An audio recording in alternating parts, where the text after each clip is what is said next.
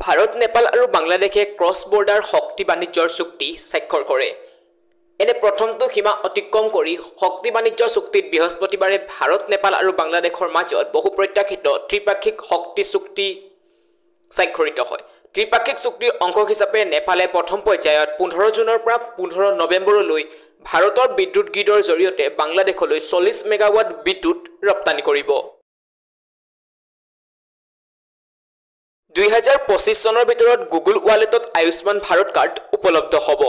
গুগলে ঘোষণা কৰিছে যে 2025 চনৰ পৰা ভাৰতৰ Ayushman Bharat health card Google ৱালেটত উপলব্ধ হ'ব। এই অংশীদাৰিত্বৰ লক্ষ্য হৈছে ডিজিটেল সমাধান প্ৰদান কৰি স্বাস্থ্য সেৱাৰ প্ৰৱেশ সৰল কৰা। গুগল আৰু ৰাষ্ট্ৰীয় স্বাস্থ্য কৰ্তৃপক্ষই একেলগে কাম কৰি Ayushman Bharat digital mission ABDM কাঠামোৰ সৈতে স্বাস্থ্য কাৰ্ডৰ সংহতি সুশৃংখলিত কৰাৰ সঁজুলি প্ৰস্তুত কৰিছে। চৰকাৰে 5,000 মাহিলী ষ্টাইপেণ্ডৰ সৈতে PM ইণ্টাৰ্ণশ্বিপ আঁচনি ৰূপায়ণ কৰে। বৃহস্পতিবাৰে চৰকাৰে পাইলট ভিত্তিত PM ইণ্টাৰ্ণশ্বিপ আঁচনি ৰূপায়ণ কৰি 5 বছৰৰ ভিতৰত 1 কোটি যুৱকক ইণ্টাৰ্ণশ্বিপ প্ৰদান কৰিব। বাজেটত বিত্তমন্ত্ৰী নিৰ্মলা সীতাৰমণে ঘোষণা কৰা এই আঁচনিৰ জৰিয়তে মাহিলী 5,000 টকাৰ ষ্টাইপেণ্ডৰ সৈতে শীৰ্ষ 500 কোম্পানীত 12 মাহৰ ইণ্টাৰ্ণশ্বিপৰ ব্যৱস্থা কৰা হৈছে। আবেদনৰ বাবে 12 অক্টোবৰত pminternship.mca.gov.in নামৰ এটা পৰ্টেল মুকলি হ'ব। নেট জিৰ' গ'লৰ বাবে ভাৰতে ইণ্টাৰনেশ্যনেল এনাৰ্জি ইফিচিয়েঞ্চি হাবত যোগদান কৰিব। দেশখনে নৱীকৰণযোগ্য শক্তি সম্প্ৰসাৰণৰ ওপৰত গুৰুত্ব আৰোপ কৰি 2017 চনৰ ভিতৰত নিকা শূন্য কাৰ্বন নিৰ্গমন লাভ কৰাৰ লক্ষ্য ৰাখিছে আৰু 500 গিগাৱাট নন ফসিল ইন্ধন শক্তি লাভ কৰাৰ পৰিকল্পনা কৰিছে। সেয়েহে কেবিনেটে ভাৰতক উদ্দেশ্যপত্ৰত স্বাক্ষৰ কৰি আন্তঃৰাষ্ট্ৰীয় শক্তি দক্ষতা কেন্দ্ৰত যোগদান কৰিবলৈ 2030 চনৰ ভিতৰত অনুমোদন জনায়। 7 অক্টোবৰত ভাৰতলৈ প্ৰথমবাৰৰ বাবে দ্বিপাক্ষিক ভ্ৰমণ কৰিব মালদ্বীপৰ ৰাষ্ট্ৰপতি মুইজুৱে। মালদ্বীপৰ ৰাষ্ট্ৰপতি মহম্মদ মুইজুৱে প্ৰথম দ্বিপাক্ষিক ভ্ৰমণৰ বাবে অহা 7 অক্টোবৰৰ পৰা 10 অক্টোবৰলৈ ভাৰত ভ্ৰমণ কৰিব। ৰাষ্ট্ৰপতি মুইজুৱে জুন মাহত প্ৰধানমন্ত্ৰী নৰেন্দ্ৰ মোদী শপত গ্ৰহণৰ বাবে ভাৰত ভ্ৰমণ কৰিছিল। ব্যৱসায়িক অনুষ্ঠানত অংশগ্ৰহণৰ বাবে মুম্বাই আৰু বেংগালুৰুলৈও যাত্ৰা কৰিব মুইজুৱে। ইয়াৰ পূৰ্বে মুইজুৱে ভাৰতক মালদ্বীপক ভিত্তি কৰি প্ৰায় 90 জন সামৰিক জোৱানৰ প্ৰত্যাহাৰ কৰিবলৈ কৈছিল। জেদাত বিশ্বৰ সৰ্বোচ্চ স্কাইস্ক্ৰেপাৰ নিৰ্মাণৰ কাম পুনৰ আৰম্ভ। ছৌদি আৰবৰ জেদা টাৱাৰ নিৰ্মাণ সম্পূৰ্ণ হোৱাৰ লগে লগে বিশ্বৰ সৰ্বোচ্চ স্কাইস্ক্ৰেপাৰ হিচাপে পৰিগণিত হ'ব। প্ৰায় 7 বছৰৰ পাছত পুনৰ নিৰ্মাণৰ কাম আৰম্ভ হৈছে। 1 কিলোমিটাৰ উচ্চতাৰ এই ভৱনটোত কাৰ্যালয়, খুচুৰা আৰু আৱাসিক স্থানৰ লগতে হোটেল, শ্বপিং মল আৰু বিশ্বৰ সৰ্বোচ্চ পৰ্যবেক্ষণ ডেক থাকিব। ডুবাইৰ বুৰ্জ খলিফাতকৈও 170 মিটাৰৰো অধিক ওখ হ'ব এই টাৱাৰটো।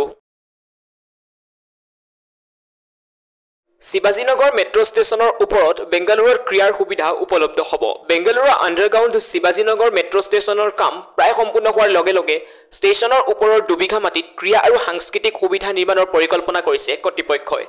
ক্ৰীড়াৰ সুবিধাৰ উপৰিও এই কমপ্লেক্সত থাকিব প্ৰেক্ষাগৃহ আৰু সাংস্কৃতিক কেন্দ্ৰ।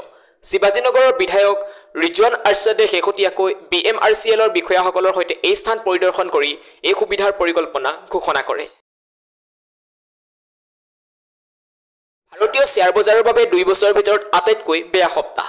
মধ্যপ্ৰাচ্যত ক্ৰমাৎ বৃদ্ধি পোৱা উত্তেজনাৰ মাজতে ভাৰতৰ শ্বেয়াৰ বজাৰত 2 বছৰৰ ভিতৰত আটাইতকৈ বেয়া সপ্তাহটো ৰেকৰ্ড কৰা হৈছে। 2022 চনৰ জুন মাহৰ পিছত এই সপ্তাহত 4%তকৈ অধিক হ্ৰাস পাইছে। খাৰুৱা তেলৰ যোগানত সম্ভাৱ্য ব্যাঘাত জন্মা আৰু বিদেশী প্ৰতিষ্ঠানিক বিনিয়োগকাৰীয়ে ভাৰতৰ পৰা চীনৰ দৰে সস্তা বজাৰলৈ ধন স্থানান্তৰ কৰা উদ্বেগৰ মাজতে বজাৰখন হ্ৰাস পাইছে বুলি প্ৰকাশ পাইছে বাতৰি। জৰুৰীকালীন ব্যৱহাৰৰ বাবে প্ৰথমটো এমপক্স ডায়েগনষ্টিক পৰীক্ষা WHOয়ে অনুমোদন জনায়। WHOয়ে এবট লেবৰেটৰিজৰ এমপক্স ডায়েগনষ্টিক পৰীক্ষাৰ বাবে জৰুৰীকালীন ব্যৱহাৰৰ অনুমোদন প্ৰদান কৰিছে, যিটোৱে মাৰাত্মক ভাইৰাছৰ সংক্ৰমণৰ প্ৰাদুৰ্ভাৱৰ সন্মুখীন হোৱা অঞ্চলসমূহত পৰীক্ষাৰ ক্ষমতা শক্তিশালী কৰাৰ বাবে সংস্থাটোৰ পদক্ষেপৰ অধীনত প্ৰথম অনুমোদন চিহ্নিত কৰিছে।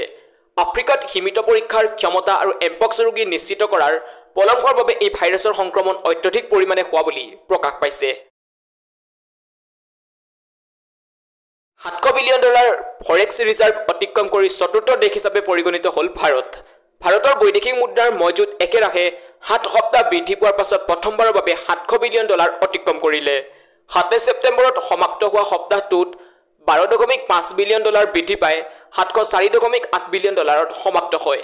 ৰয়টাৰৰ মতে চীন, জাপান আৰু ছুইজাৰলেণ্ডৰ পিছতে ভাৰত বিশ্বৰ চতুৰ্থ অৰ্থনীতি হিচাপে পৰিগণিত হৈছে, যিয়ে $700 বিলিয়ন মজুত অতিক্ৰম কৰিছে।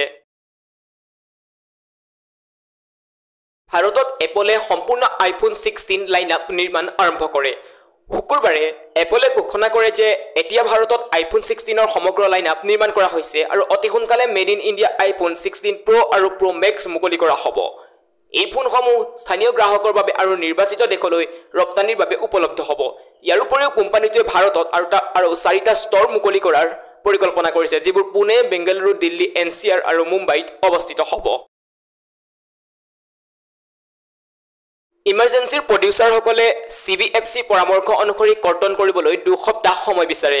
কংগনা ৰাণাৱটৰ ইমাৰ্জেন্সিৰ সহ-প্ৰযোজক জি ষ্টুডিঅ'ই মুম্বাই উচ্চ ন্যায়ালয়ত কয় যে CBFCয়ে পৰামৰ্শ দিয়া কৰ্তনৰ প্ৰতি সন্মতি প্ৰকাশ কৰিছে। খবৰ অনুসৰি জিক প্ৰতিনিধিত্ব কৰা জ্যেষ্ঠ অধিবক্তা চৰণ জগতিয়ানীয়ে কয় যে CBFCয়ে পৰামৰ্শ দিয়া পৰিৱৰ্তনসমূহ মানি চলিবলৈ নিৰ্মাতাসকলক কমেও 2 সপ্তাহৰ প্ৰয়োজন হ'ব।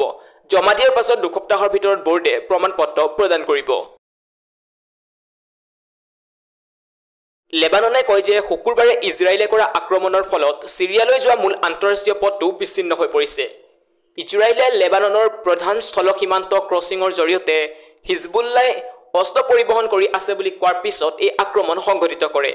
বেইৰুটৰ দক্ষিণ উপকণ্ঠ অঞ্চলত হিজবুল্লাহৰ মূল দুৰ্গত তীব্ৰ নিশা বোমাবৰ্ষণৰ পিছত ইজৰাইলৰ নিহত নেতা হাছান নাছাৰুল্লাহৰ পিছত উগ্ৰপন্থী সংগঠনটোৰ সম্ভাৱ্য উত্তৰাধিকাৰীক ইজৰাইলে লক্ষ্য কৰি লৈছিল। পাকিস্তানত SCO শীৰ্ষ সন্মিলনত অংশগ্ৰহণ কৰিব ভাৰতে। প্ৰতিনিধি দলৰ নেতৃত্ব দিব জয়শংকৰে। পাকিস্তানত অনুষ্ঠিত হ'বলগীয়া SCO শীৰ্ষ সন্মিলনত ভাৰতে অংশগ্ৰহণ কৰিব আৰু বৈদেশিক পৰিক্ৰমা মন্ত্ৰী S জয়শংকৰে ভাৰতৰ প্ৰতিনিধি দলৰ নেতৃত্বত চুবুৰীয়া দেশলৈ যাব বুলি বৈদেশিক পৰিক্ৰমা মন্ত্ৰালয়ৰ মুখপাত্ৰ ৰন্ধীৰ জয়ছৱালে সংবাদমেলত নিশ্চিত কৰিছে। জয়ছৱালে লগতে কয় যে 15 পৰা 16 অক্টোবৰত ইছলামাবাদত অনুষ্ঠিত হ'ব এই সন্মিলন। ইয়াৰ পূৰ্বে পাকিস্তানে এই সন্মিলনলৈ প্ৰধানমন্ত্ৰী নৰেন্দ্ৰ মোদীক আমন্ত্ৰণ জনোৱা বুলি নিশ্চিত কৰিছিল। মাৰ্ক জুকাৰবাৰ্গে জেফ বেজোছক অতিক্ৰম কৰি বিশ্বৰ দ্বিতীয় ধনী ব্যক্তি হিচাপে পৰিগণিত হয়। ব্লুমবাৰ্গ বিলিয়নাৰ সূচকাংক অনুসৰি মেটাৰ CEO মাৰ্ক জুকাৰবাৰ্গে এমাজনৰ প্ৰতিষ্ঠাপক জেফ বেজোছক অতিক্ৰম কৰি বিশ্বৰ দ্বিতীয় ধনী ব্যক্তি হিচাপে পৰিগণিত হৈছে। জুকাৰবাৰ্গৰ সম্পত্তি $3.43 বিলিয়ন বৃদ্ধি পাই $206 বিলিয়ন হয়, যিটো বেজোছতকৈ $1 বিলিয়ন বেছি। এই বছৰ এতিয়ালৈকে তেওঁৰ সম্পত্তি $78 বিলিয়ন বৃদ্ধি পাইছে, কাৰণ তেওঁ বিশ্বজুৰি $200 বিলিয়ন অধিক মূল্যৰ তৃতীয়জন ব্যক্তি হিচাপে পৰিগণিত হৈছে। ভাৰতৰ আটাইতকৈ বেছি জনবহুল চহৰ কোনবোৰ? মবিলিটি চিম্পোজিয়ামত মুভ ইন সিংকে শ্বেয়াৰ কৰা ট্ৰেফিক ইকুৱেলিটি ইণ্ডেক্স অনুসৰি বেংগালুৰুক আটাইতকৈ জনবহুল চহৰ হিচাপে নিৰ্বাচিত কৰা হৈছে। বেংগালুৰুৰ স্ক'ৰ আছিল 800ৰ পৰা 1000 পইণ্ট। ইয়াৰ পিছত আছে মুম্বাই 787 পইণ্ট, দিল্লী 747 পইণ্ট আৰু হায়দৰাবাদ 718 পইণ্ট। বেংগালুৰুত যাত্ৰা কৰিবলৈ সৰ্বোত্তম সময় পুৱা 8 বজাত বুলি সূচকাংকত প্ৰকাশ পাইছে। হাৰ্ভাৰ্ডৰ ছাত্ৰ-ছাত্ৰীৰ AI পাৱাৰ্ড চশমাই গোপনীয়তাৰ চিন্তাৰ সৃষ্টি কৰে।